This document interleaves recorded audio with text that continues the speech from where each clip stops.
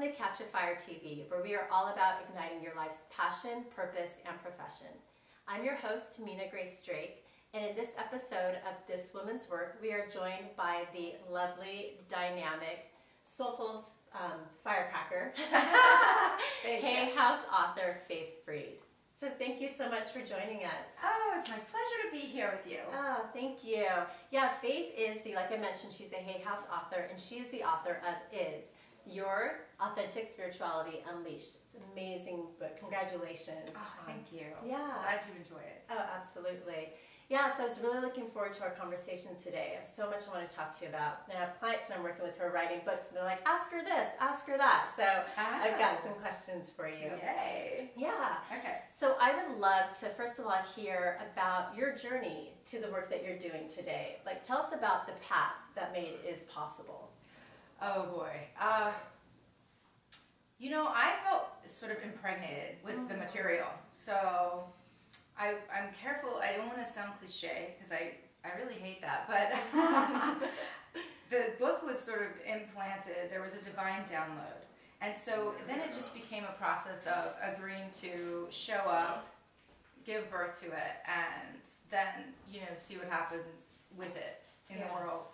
Absolutely. I love how you bring up that point of being impregnated with it. It totally makes sense because I think, oftentimes we can feel like we have this vision within us and, just allowing it to emerge where it's not so much trying to create something, but allowing it to be birthed out of who we are. And that reminds me of a great quote by Julia Cameron, and she says, it's not about thinking something up, it's about getting it down. So has this always been the work that you've done?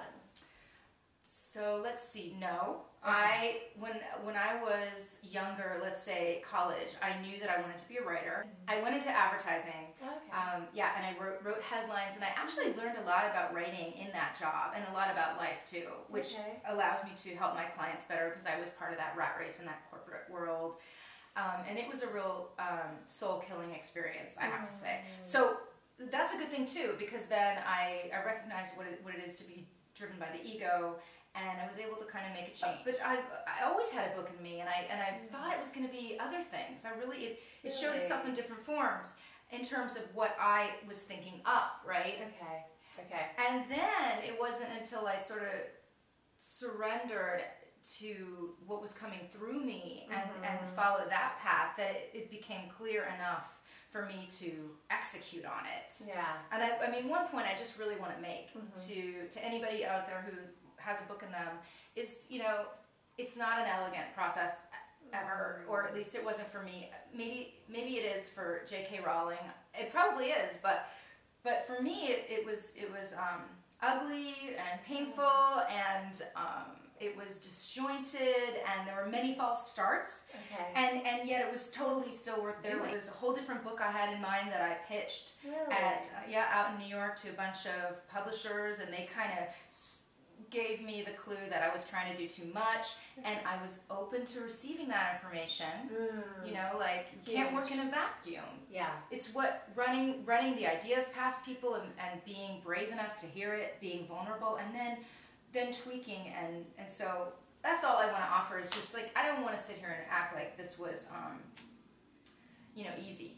Yeah, no, I so appreciate you sharing that so just authentically and from the heart, and really sharing that journey, and I get goosebumps every time you talk about the process, because birth is messy. We both have 2 children, and there is no pretty way to give birth. So true. Yeah.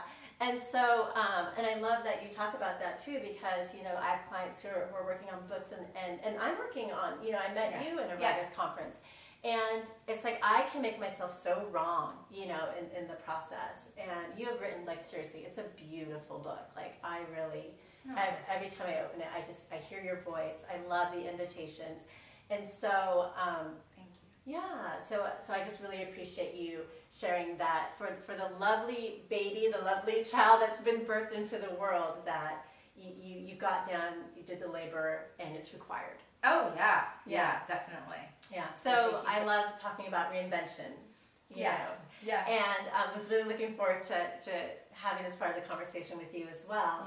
Yeah. And I would love to hear your take on how do you define reinvention? Well, to me, reinvention is like a sign of life. It is reorienting to your purpose and to becoming more and more authentic.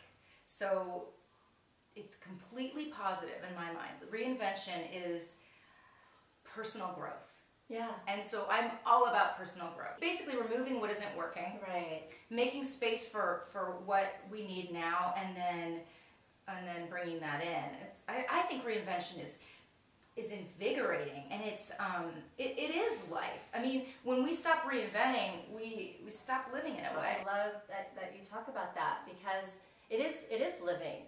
And so it can come across as a crisis, right? Like, I think that's one of the ways that reinvention is described as, like, oh, this midlife crisis or this quarter life crisis, or, it's just like all so this, like, true. yeah. But it's like, I love how you talk about it's invigorating and it's part of living.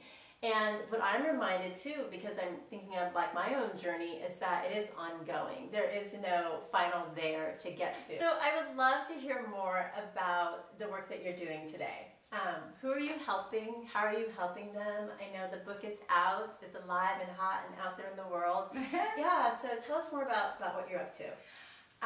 As far as the book goes, I'm going to start to speak about it a little bit more. I'm doing the Living Expo in late April. Right on. And yeah, I'm looking at different opportunities to sort of spread the word. And also I see clients in Palo Alto and in San Francisco, which I enjoy so much, doing counseling and doing spiritual guidance. We do a lot of things around personal growth and spiritual growth, and getting turned on to life and clearing blocks, whatever's in the way. Yeah, so helping others to cultivate joy and peace, I think, is that practical piece. That's like on a kind of micro level, helping people one-on-one. I really enjoy doing that. I also want to recognize you as a mother, and so it's not like she just has all this free time to be doing everything. And I just want to say that I feel like there's no greater testimony of what somebody's doing in the world, especially as a parent, than their children. And you have two of the most amazing children. And so I just feel like in the roster of everything, that definitely, and I know you put that up top. So I just want to give you props. Your kids, they obviously come first, but keeping yourself top priority so that you can manifest your destiny it's possible. Yeah. It's a lot. But yeah. But it's possible. Yeah, it's possible. It's possible. Yeah. So I'm sure everybody watching this is just really resonating with this conversation and the wonderful bright truths that you've had to share. So if somebody wanted to find out more about how to stay connected with you, or interested in getting the book, want to check you out at Living Expo, what's the best way to find Faith Free? Okay. Yeah. So I guess faithfree.com. Okay. I'll put that. The thing right to do. there. Yeah. And you can email me at faith@faithfree.com. So yeah. Yeah, I like to interact, so please.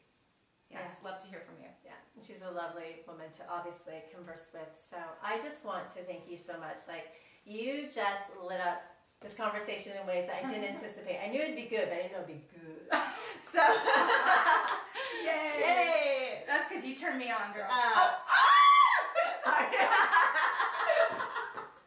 We have this thing. Long story. Okay, me guys. Yeah. Well, thank you so much. Thank you so pleasure. much. Yay. Yeah. Thanks for tuning in to this wonderful episode of This Woman's Work, and we will catch you next time.